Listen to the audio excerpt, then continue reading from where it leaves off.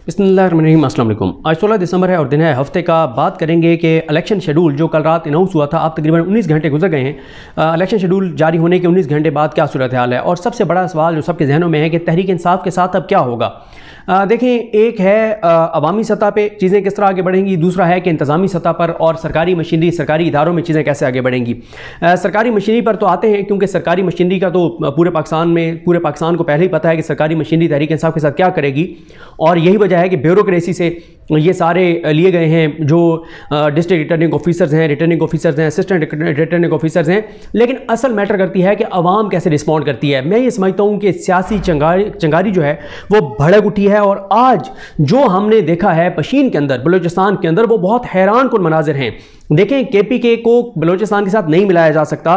उसकी वजह यह है कि केपीके में इमरान खान की पॉपुलैरिटी बहुत ज़्यादा है और अब तो वो बहुत ज़्यादा आसमान की बुलंदियों को छू रही है। लेकिन केपीके में बलूचिस्तान जैसे हालात इसलिए नहीं है कि बलूचिस्तान में इलाके बहुत दूर दूर हैं और वहाँ पे बहुत ही कंट्रोल्ड सिस्टम है बलूचिस्तान के अंदर। केपीके में इतना कंट्रोल्ड सिस्टम नहीं है। केपीके में जो है वो बड़े बड़े शहर आबाद हैं और केपीके की सूरत हाल मुख्तलिफ है। बलूचिस्तान आज जिस तरह से पशीन में तहरीक इंसाफ ने था तो वो वर्कर कन्वेंशन, लेकिन वो जलसा बन गया, ये मेरे लिए बहुत हैरान कुन है। और ये चीज़ ये बताती है, देखें, पंजाब बाहर नहीं निकल रहा, पंजाब में से कोई नहीं निकल रहा, बल्कि शरफ अफजल मरवा साहब को पंजाब बुला के और उसको गिरफ्तार करवा दिया गया। पंजाब नहीं निकल रहा, लेकिन पंजाब इलेक्शन डे के ऊपर किसको वोट देगा पूरे पाकिस्तान को पता है, पूरे पंजाब को पता है। केपीके ना सिर्फ इलेक्शन डे पे निकल के वोट किसको डालेगा, अब भी उसने कोई उनको खौफ नहीं है। उनके जुल्म उनके साथ भी बहुत हुआ है, ऐसा नहीं कि उनके साथ नहीं हुआ, लेकिन उन्होंने खौफ की जंजीरें तोड़ दी हैं, खौफ के बहुत तोड़ दिए हैं। केपीके जो है वो निकल रहा है, निकलेगा केपीके की सूरत हाल। अच्छा, सिंध में अंदरूनी सिंध बड़े तहरीक इंसाफ के लिए हैरान कुन नताइज होंगे, पॉजिटिव की बात कर रहा हूं। और कराची तो पहले से ही पता ही है कि कराची किसके साथ है।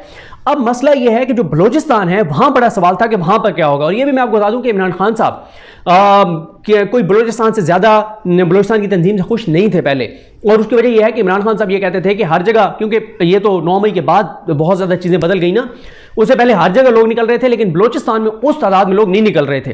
तो खान साहब के तहफ़्फ़ुज़ात थे, फिर वहाँ पर तंजीम बनी, और आज जो हमने तहरीक इंसाफ के एक नौजवान सालार खान को देखा, सालार जो है वो इमरान खान ने उनको जिम्मेदारी दी, और उसके बाद अब आप देखें आज ना तो वहाँ शरफ अफजल मरवा साहब थे, ना शुएब शाहीन साहब थे, ना कोई मरकजी लीडरशिप में से कोई था, लेकिन वो सालार खान है, वो नौजवान, उसने जितनी बड़ी तादाद में जिस तरह से लोगों को निकाला है, तो ये चीज़ ये बताती है कि इस बार पख्तून बेल्ट में तो कंफर्म जो है वो तहरीक इंसाफ बड़े बड़े जो है वो बुर्ज उल्टा देगी, बलूचिस्तान के अंदर बड़े बड़े सरप्राइजेस देगी।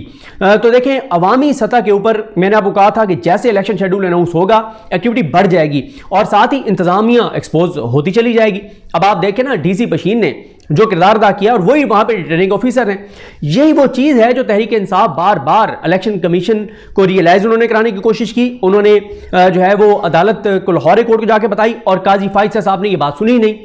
और अब मसला यह है कि अच्छा, तहरीक इंसाफ को भी चाहिए कि एक होता है कि हम ये कहते हैं कि जी पूरे पाकिस्तान को पता है ज्यादती हो रही है, जुल्म हो रहा है, बिल्कुल, लेकिन उनको अपनी लीगल रेमेडीज सारी अवेल करनी चाहिए। अब जब इलेक्शन कमीशन ने चीफ जस्टिस पाकिस्तान जस्टिस काजी फाइज ईसा के सामने खड़े होकर यह कहा कि जनाब ये जो तहरीक इंसाफ है, इनके पास रेमेडी है कि इलेक्शन एक्ट में ये जा सकते हैं इलेक्शन कमीशन के पास, जाके और इलेक्शन कमीशन को बता सकते हैं कि इनको किस किस रिटर्निंग ऑफिसर के साथ मसला है, कैसे उसने एमपीओ जारी किया। तो अब तहरीक इंसाफ को ये रेमेडी अवेल करनी चाहिए। एक डीसी के खिलाफ जाएं इलेक्शन कमीशन के पास, इलेक्शन कमीशन को जाकर बताएं, इलेक्शन कमीशन से ऑर्डर लें, और अगर इलेक्शन कमीशन उनको चेंज नहीं करता तो उसको हाईकोर्ट में जाके चैलेंज करें, और अल्टीमेटली ये मामला सुप्रीम कोर्ट आ जाएगा। तो ये चीज तहरीक इंसाफ को करनी होगी। बहरहाल बलूचिस्तान पशीन हैरान कुन वर्कर कन्वेंशन था, लेकिन जलसा बन गया। बलूचिस्तान में कहां इतने बड़े बड़े हमने पहले इज्तिमात देखे हैं, और इस माहौल में जब बलूचिस्तान का पूरा सिस्टम कंट्रोल्ड है, उसके बावजूद वहां पर मरकजी लीडरशिप के बगैर सालार ने जितनी बड़ी तादाद में लोगों को निकाल लिया है, ये चीज ये बताती है कि बलूचिस्तान भी इस बार बड़े सरप्राइजेस देगा, और बलूचिस्तान के अंदर भी तहरीक इंसाफ की पॉपुलैरिटी जो है वो इस वक्त अरूज के ऊपर है। बाकी जहां तक इंतजामी मामलात हैं, वो आज आपने देखा, आज भी हुमायूं अख्तर साहब जो हैं वो इस्तेकाम पाकिस्तान में चले गए, मैटर नहीं करते, ना इस्तेकाम पाकिस्तान मैटर करती है, ना उसमें जाने वाले मैटर करते हैं। फिर इसी तरह से आज फवाद चौधरी साहब के वारंट गिरफ्तारी जारी कर दिए चेयरमैन नैब ने, उनके एक और केस में उनको गिरफ्तार कर लिया गया है। फवाद चौधरी साहब को इसलिए, फवाद चौधरी साहब को जो मामला है ना, इस पे बहुत कुछ सामने, कभी अभी बहुत सी चीज़ें उनके लिए ठीक नहीं होंगी। अगर बहुत सी चीज़ें जो हमें पता है अगर हम बताएंगे तो वो फवाद साहब के लिए मुश्किलात होंगी कि फवाद साहब क्यों वो गिरफ्तार हुए, वो क्या ऐसा कर रहे थे और वो क्या ऐसा नहीं कर रहे थे जिस वजह से वो गिरफ्तार हुए, और अब उनकी फिर गिरफ्तारियां और ये सारी चीज़ें शुरू हो गई और बहुत सख्त उनके खिलाफ चीज़ें हो रही हैं फवाद चौधरी साहब के खिलाफ। अच्छा, अब उनके बयान गिरफ्तारी आ गए। खान साहब का आज जो है वो जिस्मानी रिमांड मुस्तरद हो गया है, वो जुडिशल हो गया है तोशाखाना में। अब देखें, इमरान खान साहब जो हैं वो तोशाखाना में भी उनकी गिरफ्तारी डली हुई है। इमरान खान साहब की अलकादिर में ज़मानत जो है वो इसाबत अदालत ने मुस्तरद किया है, वो आप जाएगा हाई कोर्ट में मामला। साइफर केस में उनकी जज अबुल असनाद ने भी ज़मानत मुस्तरद की, आमिर फारूक साहब ने भी मुस्तरद की, सुप्रीम कोर्ट में मामला गया, सुप्रीम कोर्ट ने नोटिस किया, वो 22 को है। तो इस वक्त इमरान खान साहब जो हैं वो 3 केसेस में गिरफ्तार हैं। तो ये इस वक्त इमरान खान साहब की सूरत हाल है।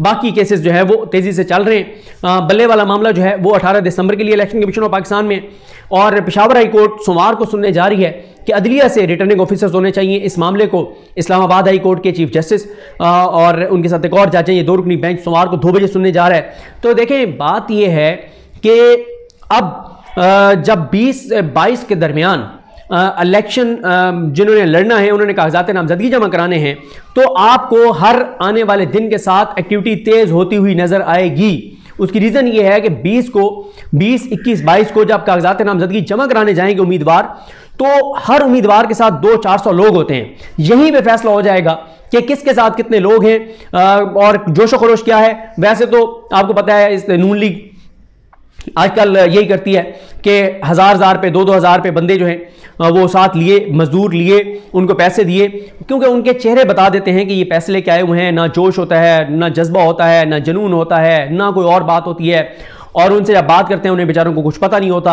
आपने यहाँ पे तो इलेक्शन कमीशन के बाहर देख लिया था कि इलेक्शन कमीशन के बाहर तहरीक इंसाफ के इंट्रा पार्टी इलेक्शन के खिलाफ एहतजाज करवाने के लिए जो बंदे भेजे थे वो जो ये तारिक फजल चौधरी साहब हैं उन्होंने भेजे थे। तो ये तो यहाँ पे सूरत हाल है। नून लीग अपने जलसों में जो लोग आते हैं उनसे जब लोग जाके पूछते हैं अच्छा वोट किसको देंगे, वो कहेंगे इमरान खान को देंगे। तो अब तहरीक इंसाफ के साथ देखें इंतजामी सतह पे तो चीज़ें और ख़राब होंगी, सख्तियां मजीद बढ़ेंगी, क्योंकि बिल्कुल जकड़ा जाएगा कि एक बार अगर ग्राउंड के ऊपर एक्टिविटी बड़े पैमाने पे पंजाब में शुरू हो गई तो चीजें हाथ से निकल जाएंगी। इसलिए सख्ती बढ़ेगी। और लेकिन ये इतना आसान नहीं होगा इन चीज़ों को कंट्रोल करना। उसकी रीज़न मैंने आपको अर्ज किया कि अब होगा ये ना कि आप कितनी चीज़ों को मैनेज करेंगे। सरकारी इदारे मुझे बताएं ना, पुलिस कितनी चीज़ों को मैनेज करेगी। अब अगर जो है वो अब इलेक्शन मुहिम तो अब शुरू हो गई, ठीक है। अभी आप देखेंगे अभी कागजात नामजदगी जैसे जमा होंगे, मैक्सिमम 4-5 दिन और हैं। 4-5 दिन सिर्फ थोड़ी सी नॉर्मल अंदाज में चीज़ें चलेंगी, लेकिन 22 के बाद तो बहुत तेज़ी आ जाएगी। उसकी वजह यह है कि जो कागजात नामजदगी जमा करवा देगा आज़ाद उम्मीदवार वो तो एक्टिविटी शुरू कर देगा। और अभी तो 4-4, 5-5 आज़ाद उम्मीदवार उस पर कंपेन कर रहे होंगे कि हम पीटीआई के। अब अभी तो उनके पास किसी के पास ना बल्ले का निशान होगा ना अभी डिक्लेयर्ड होगा। ये अब तहरीक इंसाफ का है कि तहरीक इंसाफ कब जो है वो टिकट अनाउंस करती है। उसकी रीज़न ये है कि जब तक टिकट अनाउंस नहीं करते तब तक तो नहीं पता चलेगा कि किस किस को वो टिकट देने जा रहे हैं। तो जब वो टिकट अनाउंस करेंगे पता चलेगा। तो अब ये तहरीक इंसाफ के लिए एक रिस्की सूरत हाल भी है कि अभी क्योंकि ये भी नहीं पता कि इलेक्शन होने या नहीं होने, लेकिन उन्होंने टिकट भी अनाउंस करने हैं, क्योंकि टिकट वो शायद बिल्कुल आखिरी दिन जाकर करें, उससे पहले ना करें। क्योंकि उसकी रीज़न ये है कि अगर पहले करेंगे तो फिर वो जो जिसको वो टिकट देंगे उसके साथ कुछ भी हो सकता है, वो गायब हो सकता है, उसका बयान आ सकता है कि मेरा तहरीक इंसाफ से कोई ताल्लुक नहीं है, कुछ भी हो सकता है। शायद वो आखिरी दिन जाके अनाउंस करें और उससे पहले बहुत से उम्मीदवार आज़ाद भी वो खुद इस आस उम्मीद पर होंगे कि जनाब मुझे जो है वो टिकट मिल रहा है पीटीआई का, या मिल सकता है, या मैं लेना चाह रहा हूं। तो बहुत से लोग एक्टिविटी कर रहे होंगे, और जब इतने ज़्यादा लोग एक्टिविटी कर रहे होंगे तो पुलिस के लिए फिर मुमकिन नहीं है कि चीज़ों को कंट्रोल करना। तो अब असल तो गेम जाके होगी 20 और 22 के दरमियान, जब कागजात नामजदगी जमा होंगे, और उसके बाद फिर एक तेज़ी आ जाएगी। लेकिन बलोचिस्तान बहुत इंपॉर्टेंट है। बलोचिस्तान पशीन में जो हुआ है तहरीक इंसाफ का जो वर्कर कन्वेंशन जलसे में तब्दील हो गया, कोई मरकजी लीडरशिप नहीं, सालार था और मकामी उनके वर्कर्स और सपोर्टर्स लोग, तो ये बड़ा एक हैरान कुन था। लेकिन ये है कि अभी तक यही लगता है कि एक बार तो सख्ती तहरीक इंसाफ के लिए बढ़ेगी, बड़ी शदीद बढ़ेगी। और लेकिन मेरा ख्याल है कि वो जितनी भी बढ़ जाए चीज़ें कंट्रोल में नहीं रहेंगी, क्योंकि पहले ये होता था कि पूरे पाकिस्तान में मैक्सिमम एक जगह पे तहरीक इंसाफ की कोई एक्टिविटी होती थी, 2 जगह पे होती थी।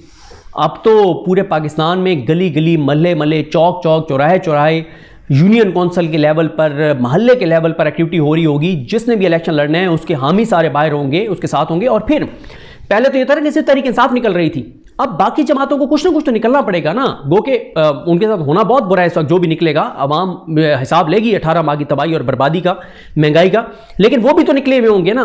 अब ये तो नहीं है कि सिर्फ तहरीक इंसाफ निकली होगी तो पुलिस उन्हीं के पीछे होगी। अब 5-7 तो आज़ाद उम्मीदवार निकले हुए होंगे, और वो 5-7 में से हो सकता है 3 दावेदारों के मैं तहरीक इंसाफ से इलेक्शन लड़ूंगा। तो किस किस को जाके पुलिस कंट्रोल करेगी और पकड़ेगी? चीज़ें मुश्किल होती चली जा रही हैं, होती चली जाएंगी। एक बार सख्ती बढ़ेगी, लेकिन उसके बाद फिर आप अचानक देखेंगे कि चीज़ें बिल्कुल पुलिस के हाथ से निकल जाएंगी, पुलिस के कंट्रोल में नहीं रहेंगी। तो बाकी इंशाल्लाह जो अपडेट्स होंगी उस पर बात करेंगे। मुझे अपनी दुआ में याद रखें। अल्लाह करीम हम सबका हामी नासरू। अल्लाह हाफ़िज़।